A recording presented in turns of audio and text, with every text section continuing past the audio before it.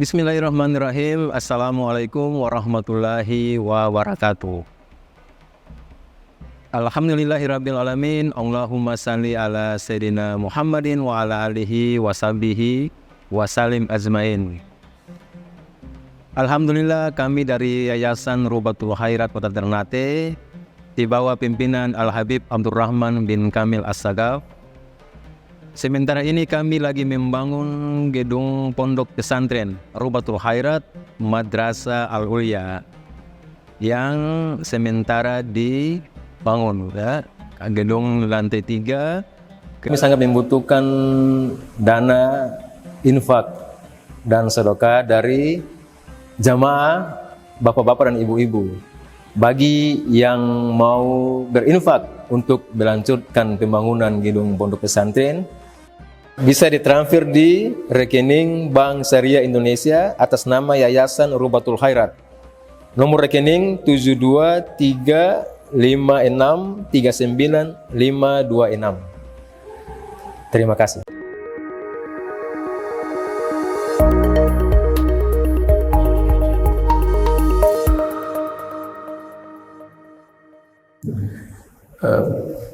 Perbandingan tafsiran dari Kiai Haji Soleh Darat dan Syekh Abdul Rauf Singkil. Nah, sebelum ad-dakhil fil bahth, kita masuk ke dalam pembahasan tersebut, yang nanti kita akan lihat perbandingan tafsiran suratul Fatihah, ya, ayat 4 yaitu Maliki Yaumiddin, dan ayat 7. Ayat 7 itu ihdinas siratal mustaqim sampai akhir. Nah, sebelum masuk ke tafsiran tersebut, kita kenali dulu bahwa suratul Fatihah adalah surat yang sangat istimewa, ya, sehingga disebut Ummul Kitab. Disebut Ummul Kitab, induk daripada Al-Quran, itu surat Fatihah. Di dalam kajian ilmu ulumil Quran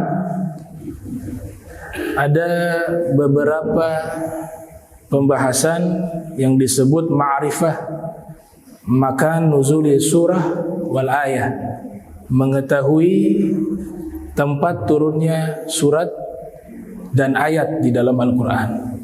Itu jadi pembahasan di dalam ilmu ulumil Quran, ya, di antaranya dijelaskan di dalam kitab Fununul Afnan karya Ibnul Zawzi Al-Baghdadi, lahir 510 Hijriah, wafat 597 Hijriah. Juga dijelaskan oleh Imam Suyuti yang lahir 849 Hijriah, wafat 911 Hijriah, dalam kitab Al-Itqan fi Ulumil Quran. Juga dijelaskan oleh Imam Zarkashi dalam kitab Al-Burhan fi Ulumil Quran, dan Imam Zarqani di dalam Manahilul Irfan fi Ulumil Quran. Artinya pembahasan mengetahui tempat turunnya surat dan ayat di dalam Al-Quran itu menjadi kajian khusus di dalam bidang ilmu yang disebut Ulumul Quran. Ada yang disebut Al-Hadari wa Safari. Al-Hadari wa Safari artinya wahyu yang Allah turunkan di saat Nabi ada di tempat tinggal, namanya Al-Hadari. Kemudian wa Safari, wahyu yang Allah turunkan di saat Nabi sedang safar, lagi keluar kota, disebut dengan As-Safari. Ulama ahli Al-Quran menyebutkan bahwa wahyu yang terbanyak di saat Nabi ada di tempat tinggal dibanding dengan Nabi ada di luar kota atau di luar tempat tinggalnya.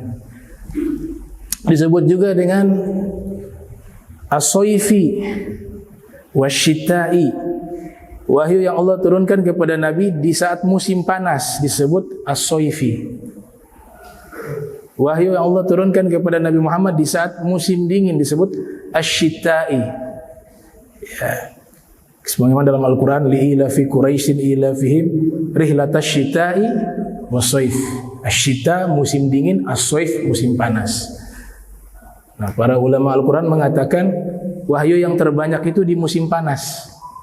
yang Allah turunkan kepada Rasul Muhammad SAW dibanding diturunkan di musim dingin. Disebut juga al-firashi wa naumi, wahyu yang Allah turunkan di saat Nabi sedang berada di tempat tidur, disebut al-firashi. Ada wahyu yang Nabi dapatkan di saat Nabi tidur, yaitu bermimpi, disebut an-naumi. Wahyu ketika Nabi bermimpi lebih banyak dibanding Nabi berada di tempat tidur, al-firashi. Sebagian ulama tawakuf, tidak mengeluarkan pendapat, ya, karena mereka serahkan ilmunya kepada Allah. Tidak tahu di saat Nabi tidur dalam mimpi wahyu yang beliau dapat apakah lebih banyak atau di saat di tempat tidur. Itu mereka memilih tawakuf, tidak memberikan komentar. Nah, saya memilih pendapat kedua. Allahu a'lam mana yang lebih banyak wahyu yang Allah berikan kepada Nabi di saat beliau bermimpi ataukah di tempat tidur.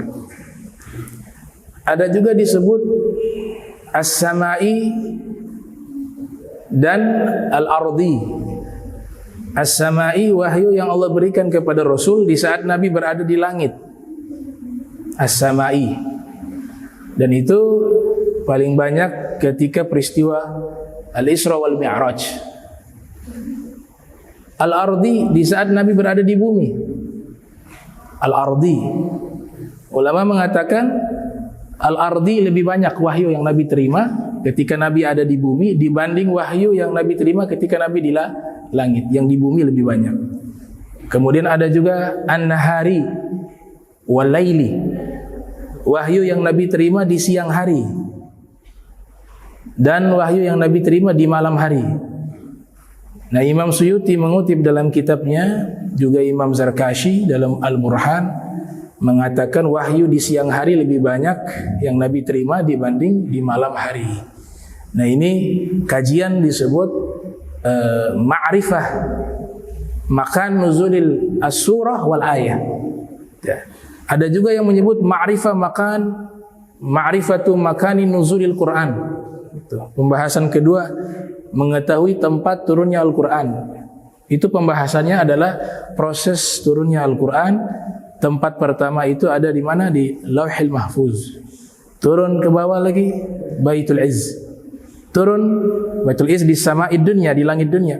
Turun lagi ke bumi kepada Rasulullah SAW. Itu namanya makanu nuzulil Quran. Tempat turunnya Al-Quranul Karim. Yang menarik, Suratul Fatihah ini disebutkan oleh Rasulullah, Allah turunkan ketika Nabi ada di Arsy. Satu riwayat dikatakan bahwa Nabi ketika berada di Al-Arsy itu Allah turunkan kepada Rasul Suratul Fatihah. Nah, nama Al-Arsy itu tidak dibahas di dalam kajian ulumul Quran. Sampai sekarang belum ada ulama ulumul Quran yang menamakan, oh ini Al-Arsy, ya, turun di Arsy. Padahal di dalam hadis ada dua surat yang secara khusus Allah turunkan itu bukan di langit, bukan di bumi, tapi Allah wahyukan langsung kepada Nabi di Arsy-nya Allah. Ada dua surat. Kemudian ada dua ayat. Maksudnya dua ayat ini beberapa potongan ayat, ya. Ini kami temukan di dalam hadis riwayat Imam Ad-Dailami di dalam kitab Musnad Firdaus. Rasul bersabda, unzilat, ya, arba'un unzilat min kanzin tahtal arsh. Ada 4 yang diturunkan kepada Nabi dari gudang simpanan yang berada di bawah arsy. Yang pertama Ummul Kitab, surat Fatihah. Yang kedua Ayatul Kursi, ayat kursi. Itu khususnya diturunkan di arsy kepada Nabi Muhammad SAW. Yang ketiga Khawatim Al-Baqarah. Khawatim Al-Baqarah, bagian belakang surat Al-Baqarah itu. Amanar Rasul bima unzila ilaihi min rabbil mu'min kullun amana billahi wa malaikatihi wa kutubihi wa rusulihi la nufarriqu baina ahadin min rusuli wa qalu sami'na ila akhir ayat. Itu Khawatimul Baqarah di arsy Allah turunkan. Nabi yang terima. Kemudian yang terakhir Al-Kautsar. Inna a'tainaka al-kautsar fashalli li rabbika wanhar inna syani'aka huwal abtar. Ada riwayat di dalam Musnad Firdaus ini diturunkan di Arsy. Tapi tidak ada tuh yang menamakan ini sebagai Al-Arsy, ya ada. Dinamakan saja di nama yang baru oleh ulama-ulama mutakhirin. Mengatakan ada istilah baru namanya surat ini, surat Fatihah masuk kepada kelompok Al-Arsy. Surat yang Allah turunkan di saat Nabi Muhammad berada di Arsy. Al-Arsy. Kemudian ini surat, kalau kita telusuri ada satu surat, surat Al-Hijr ayat 87. Di situ kan Allah Ta'ala berfirman, وَلَقَدْ آتَيْنَاكَ سَبْعًا مِنَ الْمَثَانِ وَالْقُرْآنَ الْعَظِيمَ. Sungguh kami telah berikan kepadamu 7 pujian dan Al-Quran yang agung. Sab'al Mathani di sini menurut Imam Ali bin Abi Thalib wal Imam Hasan al-Basri wa Sayyidina Umar bin Khattab wa al-Imam Qatadah wa al-Imam Sa'id bin Zubair, ya, para ulama sahabat dan tabi'in ini, mereka sepakat yang dimaksud 7 pujian di surat Al-Hijr ayat 87 itu adalah suratul Fatihah. Yang menarik di sini satu tafsiran mengatakan kenapa Allah pisahkan surat Fatihah dan Al-Quran. Padahal surat Fatihah itu bagian juga dari Al-Quran. Nah, pendapat pertama ini menyatakan karena turunnya berbeda. Dan penyimpanan surat Fatihah itu dipisahkan dengan penyimpanan surat-surat di dalam Al-Quran yang lain. Jadi sama-sama di Lauhil Mahfuz, tapi surat Fatihah ini punya berangkas khusus. Surat-surat Al-Quran yang lain, 113 surat yang lain, punya berangkas yang terpisah dengan surat Fatihah. Makanya ketika firman ini turun, Allah pisahkan. Sungguh telah kami berikan kepadamu surat Al-Fatihah, sab'an minal mathani, dan Al-Quran yang agung. Pendapat kedua menyatakan waw di sini dimaksudkan adalah ma'iyah, disertakan. Jadi waw diartikan disertakan. Jadi kalau diterjemahkan, sungguh kami telah berikan kepadamu Nabi Muhammad surat Al-Fatihah besertanya Fatihah termasuk juga beserta Al-Quran. Sehingga diterjemahkan pakai kata wawunya dihapus.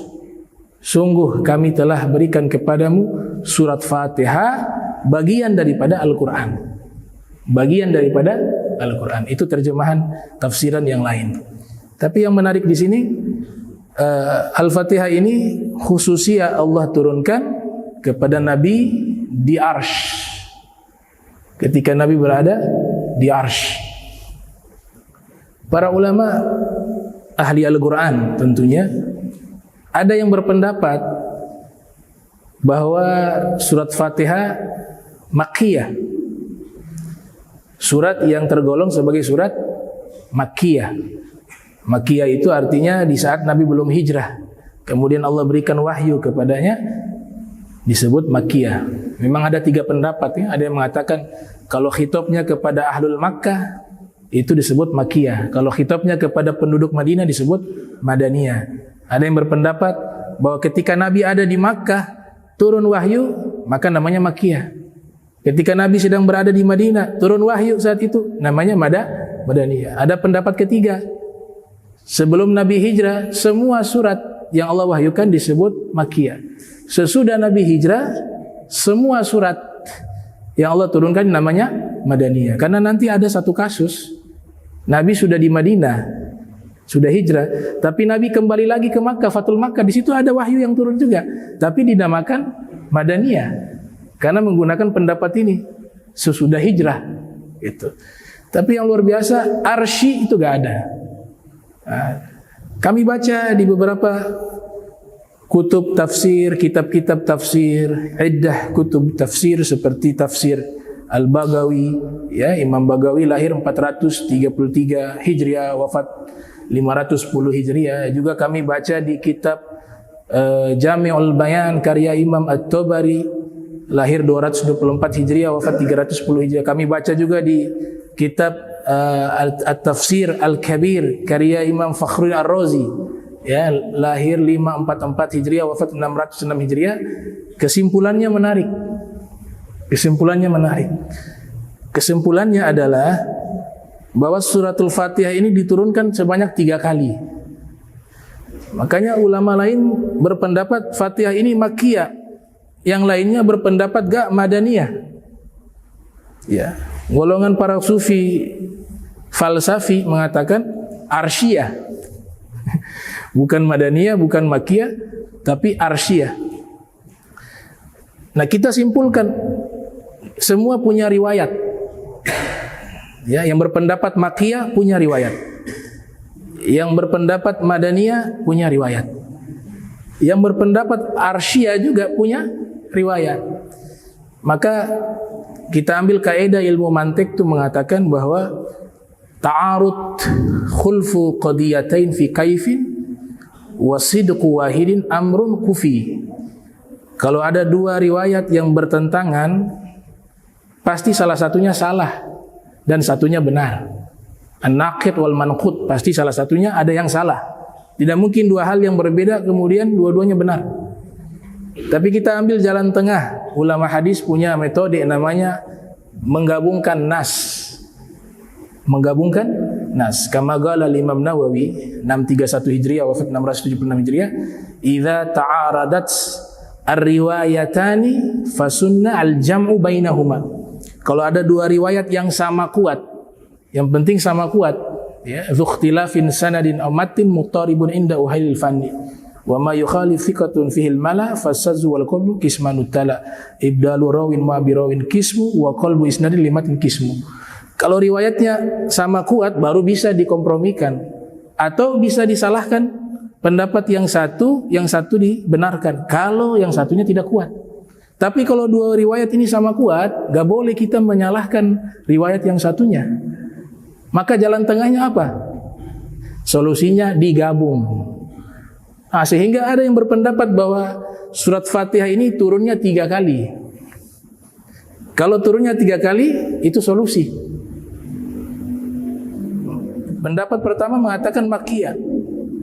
Pendapat kedua mengatakan Madaniyah. Pendapat ketiga mengatakan Arsyiyah. Baik, diterima semuanya. Tidak ada yang Makkiyah yang benar, Madaniyah salah, tidak. Tapi yang benar adalah surat Fatihah diturunkan kepada Nabi Muhammad 3 kali. Di Arsy, di Makkah, dan di Madinah. Itu. Nah, ini istimewa. Ya. Tapi kalau antum cari di Al-Quran nggak ada tulisan itu. Nggak ada Makkiyah, Madaniyah, Arsyiyah, nggak ada. Itu khususnya di dalam kitab-kitab naskah ulama-ulama, ya. Ada yang tidak dicetak kitabnya. Ada yang matbu, ada yang ghairu matbu. Nah, ketika Rasulullah SAW ada di Arsy, di situ terjadi dialog antara Allah dengan Nabi Muhammad. Jadi surat Fatihah itu adalah rekaman dialog Allah dengan Nabi. Rekaman dialog Allah dengan Nabi Muhammad. Makanya ada satu hadis riwayat Imam Malik yang lahir tahun 93 Hijriah, wafat 179 Hijriah. Di saat Nabi berdialog dengan Allah, yaqulul abd alhamdulillahi rabbil alamin. Hamba tersebut berkata, di situ tuh hamba yang dimaksud adalah Nabi Muhammad. Yaqulul abd alhamdulillahi rabbil alamin. Segala puji bagi Allah yang menciptakan alam semesta. Yaqulullah, Allah menjawab, hamidani abdi, hambaku telah memujiku.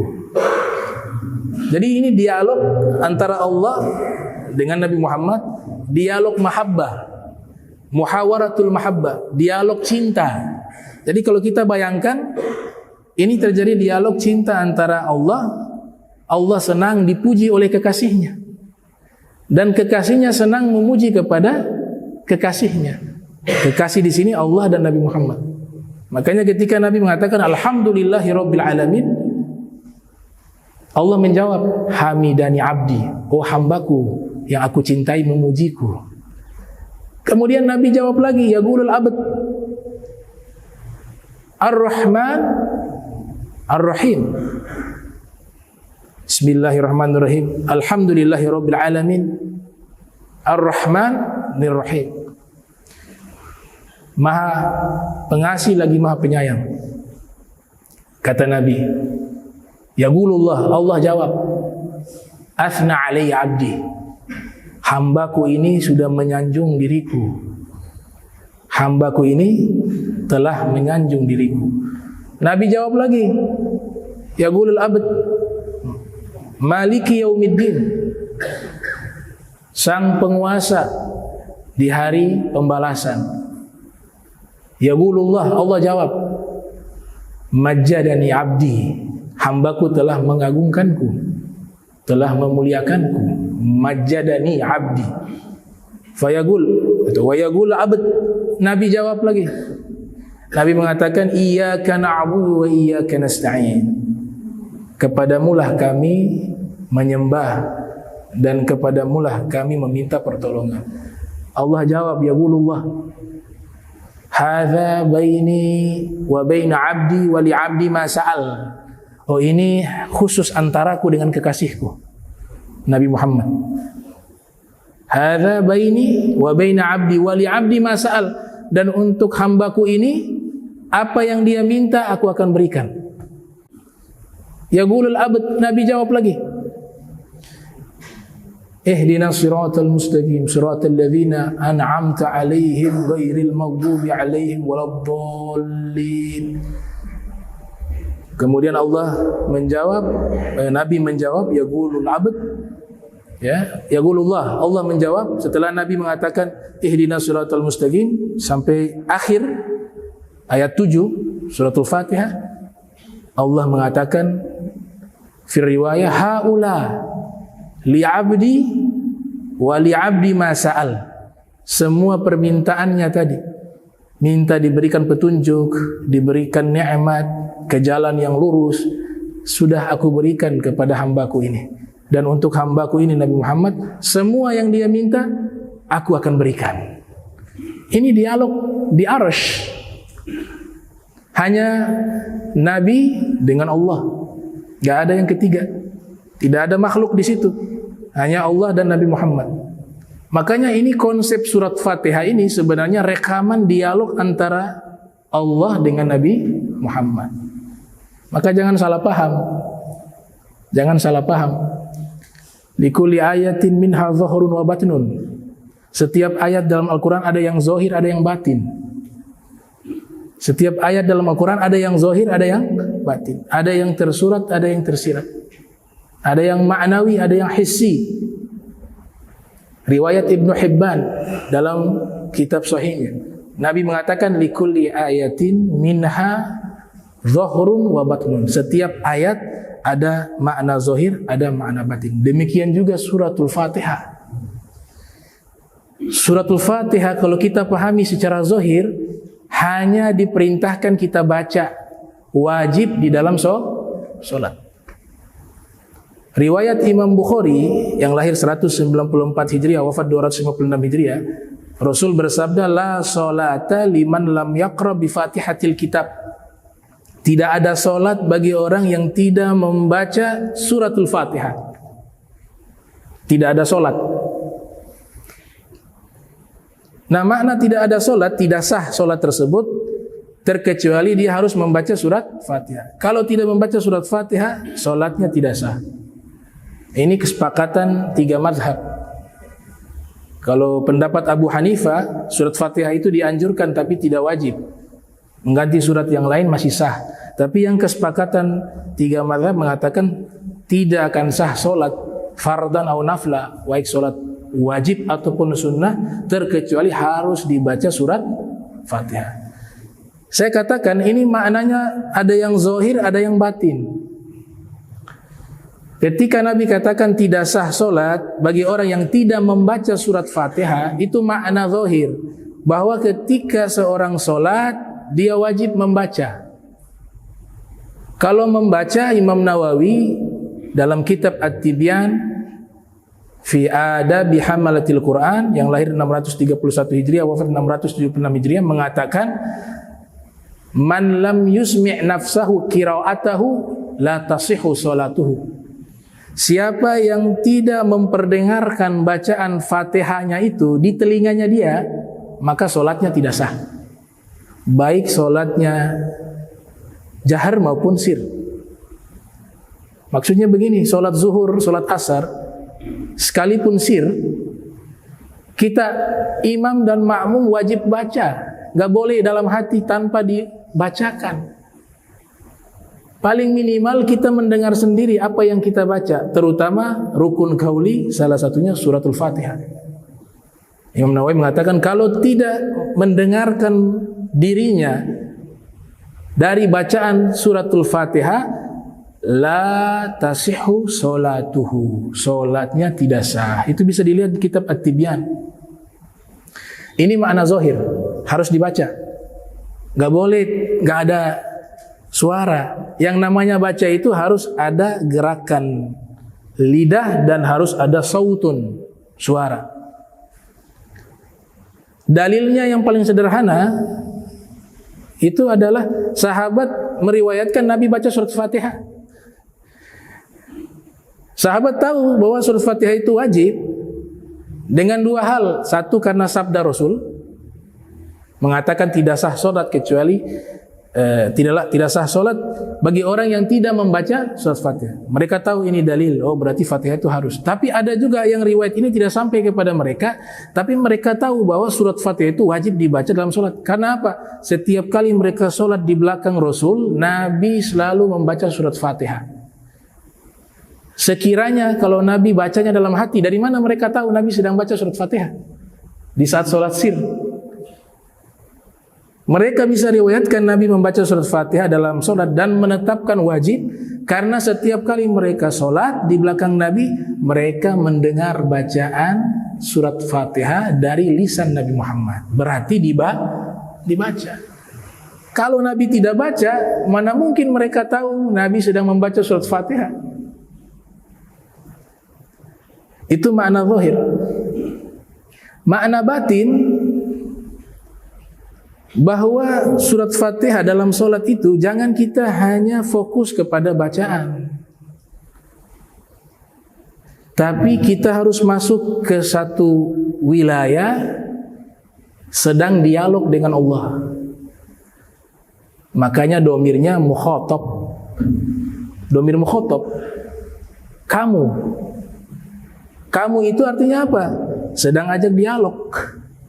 Karena surat Fatihah ini adalah rekaman dialog antara Allah dengan Nabi Muhammad, maka konsepnya ini berlaku di solat kita adalah kita bukan hanya sekedar membaca, tapi di saat itu kita sedang berdialog dengan Allah. Telusuri makna bahasa, kata qara'a yaqra'u Qur'anan itu bukan hanya maknanya membaca, tapi maknanya menghimpun. Maknanya menghimpun. Apa diartikan menghimpun di sini? Menghimpun bacaan dan dialog.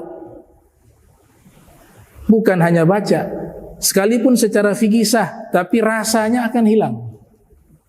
Rasa itu hilang. Kami baca di Al-Qamus Al-Muhit, kamus karya Fairuz Abadi. Fairuz Abadi ini guru daripada Ibnu Hajar Al-Asqalani. Beliau nanti hijrah ke Zabid, ya, ke kota Zabid, sehingga dianggap sebagai ulama Zabid juga. Namanya Imam Fairuz Abadi. Ketika menerangkan kosakata qara'a yaqra'u Qur'anan, kita biasa terjemahkan membaca. Di situ beliau mengartikan dengan arti yang berbeda. Bukan hanya makna membaca, tapi jama'ah wa dhamma ba'duhu ila ba'din. Qara'a itu artinya menggabungkan, menghimpun. Inna alaina jam'ahu wa qur'anah fi surah Al-Qiyamah. Di surat Al-Qiyamah itu Allah Ta'ala berfirman, Inna alaina jam'ahu wa qur'anah. Sesungguhnya atas kamilah dikumpul dan dihimpun. Di situ pakai kata qur'anah, artinya menghimpun. Sehingga filosofi yang tersembunyi atau sir yang tersembunyi, kenapa surat Fatihah saja yang wajib dibaca dalam sholat? Karena kita ingin mengulangkan kembali rekaman dialog antara Allah dengan Nabi Muhammad. Sehingga harus kita himpun antara bacaan dan al-muhawarah. Al-muhawarah, dialog. Makanya perhatikan domir di situ pakai kata ka, kepadamulah, bukan kepadanya. Kalau kepadanya jauh. Regulasi ilmu bahasa Arab dan ilmu bahasa lainnya, bukan hanya bahasa Arab, bahasa lainnya. Kalau dia itu lil ghaib, sesuatu yang tidak ada di hadapan kita, orangnya tidak ada di hadapan kita, makanya pakai kata dia. Dia sudah makan belum? Dianya ada tidak? Enggak ada. Karena dia tidak ada di hadapan kita, maka kita menggunakan kata dia. Oh, dia ada makan tadi. Oh, dia tidak hadir tadi. Tapi ketika orangnya hadir di depan, bermusyahadah, saling menatap, melihat, maka yang digunakan kata kamu. Kamu sudah makan belum? Kamu sudah tidur belum? Itulah konsep surat Fatihah dalam sholat. Mukhatab, muhawarah. Jadi konsepnya dialog. Al-Imam Ja'far As-Shadiq Ibn Muhammad Al-Baqir bahkan mengatakan, laqad tajalla Allahu fi khalqihi fi kalamih walakinnahum la yubsirun. Al-Imam Al-Azim, Al-A'zam, ya, Al-Imam Ja'far bin Muhammad Al-Baqir, lahir 83 Hijriah, wafat 148 Hijriah, mengatakan, laqad tajalla Allah, sungguh Allah itu menampakkan dirinya li khalqihi, di hadapan makhluknya, fi kalamihi, di saat terjadi dialog, di dalam firman-Nya. Firman Al-Quran itu adalah isi dialognya Allah, isi aturannya Allah, isi sirah as-salifah, kisah-kisah masa lampau.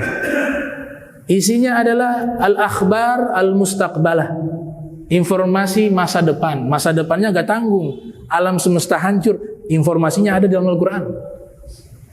Buku-buku iptek, kitab suci terdahulu gak mampu mengungkap itu. Al-Quran yang mampu menjelaskan secara spesifik. Ya. Sehingga di kitab-kitab terdahulu masalah Dajjal, Imam Mahdi itu, kalau Imam Mahdi masih ada isyarat-isyarat, tapi tidak secara sharih. Masalah Dajjal diceritakan secara spesifik itu hanya lewat apa? Hadis Rasul. Nabi-nabi terdahulu belum ada yang bisa menjelaskan tentang Dajjal. Yang mampu menjelaskan Dajjal itu hanya Nabi Muhammad SAW.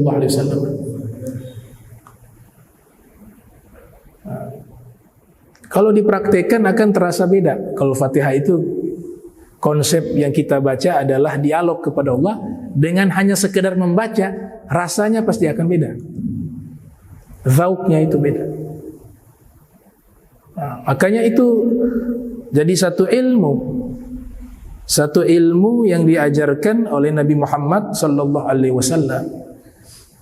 Nabi selalu mengatakan dengan bahasa yang sangat tinggi, ya, al-ihsan an ta'budallaha ka'annaka tarahu fa in lam takun tarahu fa innahu yarak. Kau kalau ibadah, ya, kata Nabi, ihsan itu adalah konsep tertinggi yang melahirkan buah namanya irfan. Al-ihsan itu bagaimana? Kau beribadah kepada Allah seakan-akan kau melihatnya. Kalau kau tidak mampu, hadirkan dalam hati bahwa dia melihatmu. Itu kan konsep dialog. harus menghadirkan Allah seakan-akan di depan. Makna menghadirkan Allah bukan menghadirkan wujudnya. Kita dilarang mewujudkan Allah.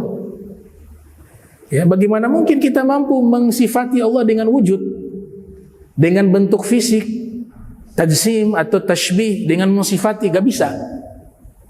Wah, surga saja ketika ditanya, surga makhluk. Ditanya kepada Nabi Muhammad, surga itu bagaimana ya Rasulullah? Kata sahabat. Nabi mengatakan, ma la ainun ra'at, wa la udhunun sami'at, wa la khatar al-qalbil bashar. Surga itu tidak pernah dilihat oleh mata, tidak pernah didengar oleh telinga, dan tidak akan bisa terlintas dalam benak manusia. Kalau surga saja tidak bisa diungkapkan secara deskriptif sifat-sifatnya, padahal surga makhluk, bagaimana yang menciptakan surga? Jadi makanya dilarang oleh Nabi, dan ini akidah ahli sunnah wal jamaah, melarang berpikir akan wujudnya Allah. Allah itu bagaimana ya? Apalagi sudah menggiring masyarakat, menggiring umat, mengimajinasikan Allah berdasarkan firman, Allah punya mata, Allah punya tangan. Matanya Allah bagaimana? Tangannya Allah bagaimana? Dilarang oleh Nabi Muhammad, bukan oleh ulama. Tafakkaru fi ayatillah, wa fi riwayah fi khalqillah, wa la tafakkaru fi dzatillah. Gak boleh kalian berpikir zatnya Allah, gak boleh. Yang diizinkan kalian merenungkan, berpikir ciptaan-ciptaan Allah, bukan kalian berpikir akan zatnya Allah. Kemudian Nabi tutup, karena akal kalian tidak akan mampu. Surga, Nabi katakan, ma la ainun ra'at wa la udhunun sami'at wa la khatar al qalbil bashar. Surga, gak pernah mata itu melihat, telinga gak pernah mendengar, imajinasi manusia gak bisa mengungkapkan fisiknya surga. Kalau surga gak bisa diungkapkan dengan imajinasi, bagaimana Allah subhanahu wa ta'ala. Makanya jangan salah faham, makna al-ihsan di situ bukan menghadirkan wujudnya Allah, tapi menghadirkan bahwa Allah itu tahu kita ada. Allah itu kita hadirkan rasa, sedang berdialog dengannya, sedang menghadap dirinya, bukan menghadirkan fisiknya. Nah, ini konsep al-muhawarah, konsep dialog. Nah, kemudian kita masuk di tafsiran surat Fatihah ayat 4. Maliki yaumiddin. Ya. Sengaja ambil hanya beberapa ayat karena biar tidak panjang. Maliki yaumiddin atau Maliki yaumiddin. Kita bandingkan tafsiran dari Kiai Haji Soleh Darat. Pertemuan lalu sudah dibahas, Kiai Haji Soleh Darat ini adalah guru dari Kiai Haji Hasyim Asy'ari dan Syekh Ahmad Dahlan, pendiri Muhammadiyah, dan Ibu Kartini. Ini guru namanya Kiai Haji Soleh Darat, lahir di Jepara tahun 1820 Masehi, meninggal di Semarang dan mukim di Semarang. Ya, meninggal tahun 1903 Masehi. Beliau mensyarahi Jauharut Tauhid juga sangat luar biasa. Kitab akidah Jauharut Tauhid disyarahi oleh beliau. Dan beliau orang pertama yang menterjemahkan dan menafsirkan Al-Quran menggunakan bahasa Jawa. Beliau orang pertama. Nah, beliau metodologi tafsirannya ini at-tahlili wal isyari, mengurai ya setiap lafaz-lafaz dengan makna yang global, kemudian menggunakan metodologi penafsiran para sufi. Jadi berbau sufistik tafsiran beliau. Beliau ketika mengartikan Maliki Yaumiddin, ada dua qiraah ya. Ada Maliki Yaumiddin, ada Maliki Yaumiddin. Kalau kita sebenarnya qiraahnya itu Maliki Yaumiddin panjang. Kita ini di Indonesia qiraahnya mazhabnya kepada Imam Asim riwayat Hafiz. Imam Asim bacanya Maliki Yaumiddin, mat dipajak panjang, Maliki Yaumiddin. Imam Asim dan Imam Kisai bacanya Maliki Yaumiddin. Sisanya para ahli qiraah Ibnu Amir, Imam Nafi, Abu Amir, Ibnu Katsir, Imam Hamzah. Nah, mereka bacanya pendek, Maliki Yaumiddin. Maliki Yaumiddin. Al-Habib Ali Al-Habsyi menggabungkan dua qiraah itu. Rakaat pertama dalam sholat bacanya panjang, Maliki Yaumiddin. Di rakaat kedua dibacanya pendek, Maliki Yaumiddin. Dapat dua qiraah tersebut. Kemudian kosakata Malik di tafsir Jalalain, ya, Imam Suyuti dan Jalaluddin Al-Mahalli mengartikan kata Malik itu adalah menguasai al-amru kulluha fi yaumiddin, menguasai dan memiliki seluruh perkara yang ada di hari kiamat. Jadi menguasai, maknanya kalau diterjemahkan oleh guru-guru kami, kata Malik itu artinya adalah memiliki. Tapi kalau panjang, Maliki, menguasai. Sehingga mereka katakan ini sifat musybihat, ini isim fa'il. Kalau memiliki, menguasai sudah pasti memiliki. Makanya Malik itu otomatis maknanya juga Maliki. Yang pendek Malik dengan Maliki otomatis sama. Dia memiliki berarti juga menguasai. Tapi kalau yang menguasai belum tentu memiliki. Sehingga mereka mengatakan kalau Malik sudah pasti Malik. Kalau Malik yang panjang belum tentu Malik. Itu perbedaan kosakata antara Malik dengan Malik, ya. Bisa dibayangkan, ya? Ya, kalau itu dia panjang tuh, Maliki Yaumiddin. Tapi di surat An-Nas gak boleh panjang. Surat An-Nas dilarang dipanjangkan, dia hanya bisa pendek. Qul a'udzu birabbin nas, malikin nas. Cepat-cepat di situ, malikin nas. Jangan malikin nas, khata' fil qiraah. Gak boleh panjang di situ. Wah, ahli qiraah yang mereka sangat tegas mengatakan qad hurima al-mad fi hadhil qiraah. Sudah kita orang awam deh. Kalau untuk kalangan mereka yang ahli qiraah, hukumnya dosa kalau memanjangkan mad di surat An-Nas, kata Malik tersebut. Sesama ulama ahli qiraah. Kita kan orang awam, orang awam kita gak paham ilmu begini. Bagi kita ya Malik wa Malik sama. Tapi bagi mereka enggak, undang-undangnya surat An-Nas itu haram dipanjangkan kata Malik. Berbeda dengan suratul Fatihah, ada dua riwayat. Bahkan kalau riwayat yang sahih ada yang baca Malik pakai ya, Maliki Yaumiddin. Jadi tiga, Maliki Yaumiddin, Maliki Yaumiddin, Maliki Yaumiddin. Tapi ini al-qiraah as-sazah, ya, bacaan yang cacat, bermasalah sehingga tidak digunakan. Yang kuat dua ini. Ini juga dari hadis Nabi. Jadi Nabi mengajarkan, di situ riwayat Imam Tirmidzi dalam sunannya yang lahir 209 Hijriah, wafat 279 Hijriah, bahwa Sayyidina Abu Bakar, Sayyidina Umar dapat riwayat bacaan ini. Kata Malik di surat Fatihah ada yang panjang, ada yang pendek. Maliki dan Maliki. Kalau digundulkan, dia punya kosakata mirip-mirip dengan beberapa kosakata lain. Malak, malakun artinya apa? Malaikat. Mulkun, kerajaan. Malikun, panjang, yang menguasai. Malikun, raja. Milkun, memiliki. Kosakatanya sama. Ya, malikun, malakun, mulkun, milkun, malikun. Kemudian dikatakan di sini Malik wa Maliki artinya menguasai hari kiamat. Tafsiran Syekh Soleh Darat, ini Yaumiddin artinya yaumil jaza, bukan hari agama, ya. Ad-din itu kan terjemahan biasanya artinya agama. Tapi makna di surat Fatihah bukan hari agama, bukan. Tapi hari pembalasan, Yaumiddin, Yaumaddin, ya. Maliki Yaumiddin, dibaca majrur. Maliki Yaumiddin artinya Maliki Yaumil Jaza wal Hisab, yang menguasai hari pembalasan. Syekh Shalih Darat menafsirkan Artinya adalah Allah berkata kepada seluruh manusia yang hadir di yaumil qiyamah, saya Allah. Ini tafsirannya beliau.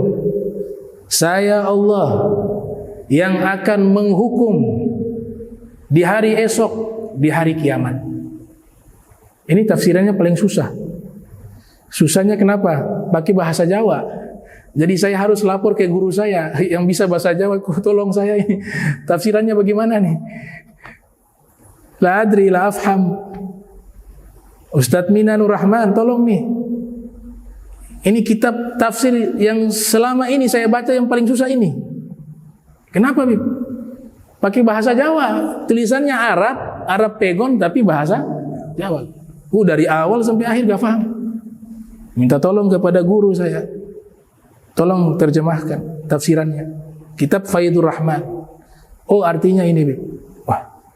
Beliau paham, beliau orang Jawa. Artinya adalah Allah menyatakan di tafsiran Maliki Yaumiddin, saya Allah yang akan menghukum siapapun. Manusia, jin, iblis, semuanya dapat hukum.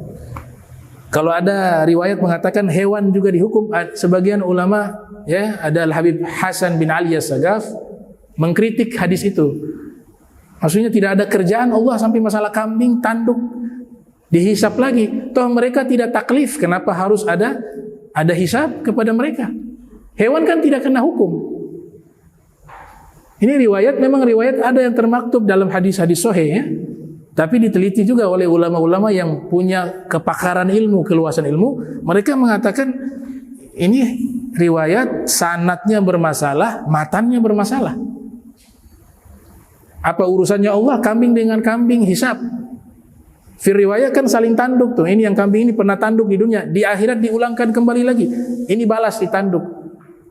Logika sederhananya mereka gak dapat hukum. Kambing gak kena hukum halal haram. Allah ciptakan memang tanpa akal. Lantas kenapa tanpa akal kok dihisap? Itu yang dikritik. Tapi kalau mau percaya riwayat itu gak apa-apa. Silakan saja. Karena memang ada di dalam hadis kitab-kitab sahih ya. Cuma itulah ulama-ulama ya, mereka punya penelitian khusus tentang masalah itu. Jadi Allah katakan saya yang akan balas, akan menghukum siapapun di hari esok, di hari kiamat. Dan saya akan menyelamatkan kalian dari musuh-musuh kalian. Nah ini kalimat yang menarik nih tafsirannya. Menyelamatkan kalian dari musuh-musuh kalian di hari kiamat. Artinya apa?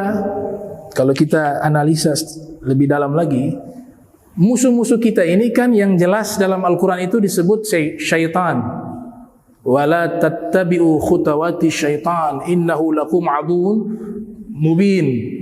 Jangan kalian ikuti langkah-langkah syaitan, sesungguhnya syaitan musuh kalian yang nyata. Itu musuh yang pertama.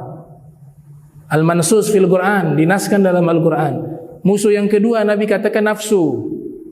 Al-Quran juga mengisyaratkan itu. A'da aduwik nafsuka allati baina dzanbaik. Musuh yang paling besar bagi dirimu nafsumu. Ada musuh juga setan manusia. Jadi setan tuh disebut syayatain. Syayatain. Al-ins wal jin. Setan ada dua, jin dan manusia. Yuwaswisu fi sudurin nas minal jinnati wan nas. Allah yang katakan, setan itu ada dua, yang membisikkan kejahatan, baik dia manusia atau jin, namanya setan. Setan itu sifat. Dia bukan makhluk. Kalau makhluk iblis dan jin. Ya sekali lagi ya, syaitan itu bukan makhluk. Artinya bukan makhluk yang berwujud. Tapi dia sifat buruk. Jika dinisbatkan kepada jin yang jahat, sifat buruknya disebut syaitan. Manusia juga kalau punya bisikan-bisikan kepada orang, mengajak orang kejahatan, maka disebut juga syaitan manusia. Inilah musuh-musuh. Kenapa Allah katakan di hari kiamat, aku selamatkan kalian. Kalian di sini orang-orang beriman. Kalian di sini orang-orang yang baik. Aku selamatkan kalian dari musuh-musuh kalian yang tadi. Kenapa? Ternyata mereka ini berwujud nanti di hari kiamat dan masih berusaha menyalahkan kita. Masih berusaha ingin menjerumuskan kita. Jadi kalau mereka masuk neraka, pengen ngajak juga manusia. Masa saya sendiri ya Rob, mereka juga. Nanti dibantah tuh dalam rekaman khutbahnya iblis dalam neraka. Itu ada rekamannya tuh.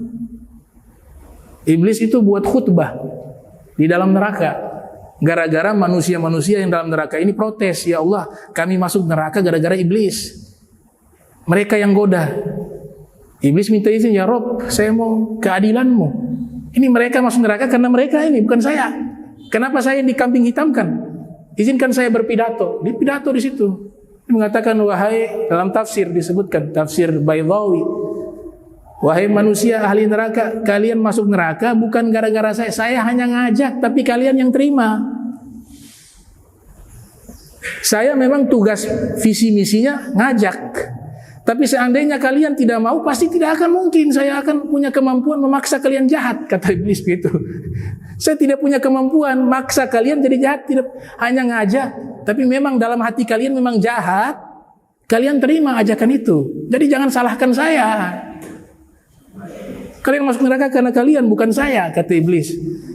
Nah ini diselamatkan kita dari musuh-musuh ini. Itu tafsirannya Kiai Soleh Darat. Subhanallah, orang-orang yang ada di mahsyar itu, ketika Allah nyatakan saya selamatkan kalian dari musuh-musuh kalian, maka Allah jauhkan mereka.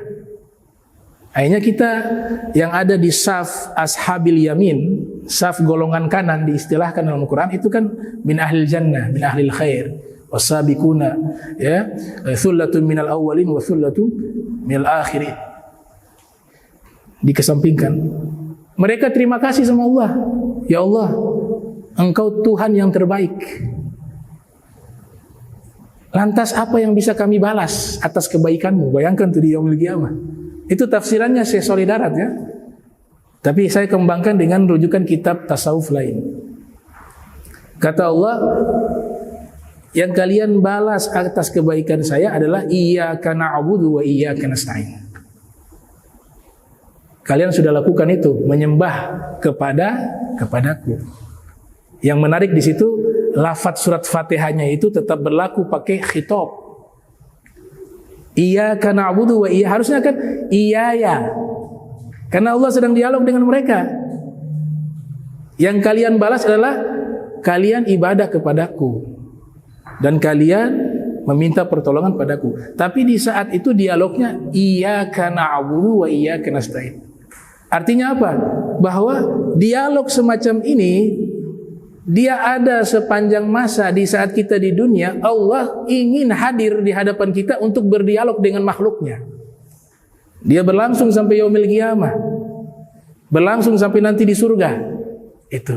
Jadi hamba-hamba yang baca surat Fatihah itu mengulang kembali kenangan indah dialog antara Allah dengan Nabi Muhammad sallallahu alaihi wasallam. Kita ulangi lagi dialog itu, Allah senang sekali. Allah cinta sekali gitu. Jadi kita kalau ingin senang dialog dengan Allah, Allah lebih senang dari itu. Kita curhat kepada Allah, Allah lebih senang daripada kita. Kita ingin dekat kepada Allah, Allah lebih senang hambanya dekat kepadanya. Itu filosofi dan tafsiran dalam dari Maliki Yaumiddin. Ini tafsirannya Kiai Haji Soleh Darat. Sekarang tafsiran Syekh Abdul Rauf Singkil Al-Fansuri. Lahir 1615, wafat 1693 Hijriah di Aceh. Beliau yang menafsirkan Al-Quran menggunakan bahasa Melayu pertama kali. Kitabnya Turjamanul Mustafid. Kayak Syekh Soleh Darat bahasa Jawa pertama kali, tafsir dan terjemahannya. Kalau beliau metodologi tafsiran tahlili wal ijmali. Jadi tekstual, walaupun beliau seorang mursyid ya, Tariqah Syattariyah yang berkembang di Asia Tenggara, itu orang pertama beliau yang mengembangkan. Namanya At-Tariqatu Asy-Syattariyah. Tapi penafsirannya lebih cenderung kepada metodologi para ahli hadis. Jadi Maliki Yaumiddin diartikan maharaja yang mengawasi dan memantau seluruh perkara yang terjadi di hari kiamat. Jadi Allah memantau ya semua perkara. Mulai dari apa yang wajib kita imani. Ya, hari kiamat wajib diimani ada. an tu'mina billahi wa malaikatihi wa kutubihi wa rusulihi wa bil yaumil akhir wa bil qadari khairihi wa syarrihi min Allah subhanahu wa ta'ala. Rukun iman salah satunya beriman kepada hari kiamat. Dikembangkan oleh ahlul kalam, bukan hanya hari kiamatnya, tapi perkara-perkara yang ada di dalam hari kiamat itu. Apa itu? Ada al-hisab, perhitungan. Ada al-mizan, timbangan amal. Ada mahsyar, tempat perhimpunan. Ada apa lagi? Sirat. Kalau Mu'tazilah gak percaya sirat. Gak ada tuh sirat-sirat. Ya, golongan Mu'tazilah. Jadi ada hisab, ada mizan, ada mahsyar, ada as-sirat. Sirat itu jembatan. Jembatan yang adakhu minasya'r wa ahaddu minasayf. Lebih halus dari sehelai rambut dan lebih tajam dari pedang. Kalau di salah satu kitab Daqaiqul Akhbar, kalau tidak salah nama kitabnya, Daqaiqul Akhbar, di situ menyatakan perjalanannya 3000 tahun. 1000 tahun lurus, 1000 tahun tanjakan, 1000 tahun turunan. Tapi kalau orang-orang ahli jannah ini punya kelas, ya. Ada yang terbang, ada yang seperti kilat, tahu-tahu sampai. Ada yang terbang, ada yang lari, ada yang jalan, ada yang merayap, ada yang mau jatuh, berpegang naik lagi, jatuh, berpegang naik lagi, begitu. Ada yang jatuh, kalau jatuh neraka jahanam. Ada fil jahim. Fil riwayah, batu kalau dijatuhkan dari jembatan Sirat ke bawah 70.000 tahun baru terdengar suaranya. Sampai di dasarnya 70.000 tahun. Itu beberapa riwayat terkait masalah tersebut. Nah, ini perbandingan tafsiran antara Syekh Soleh Darat dan Syekh Abdul Rauf Singkil.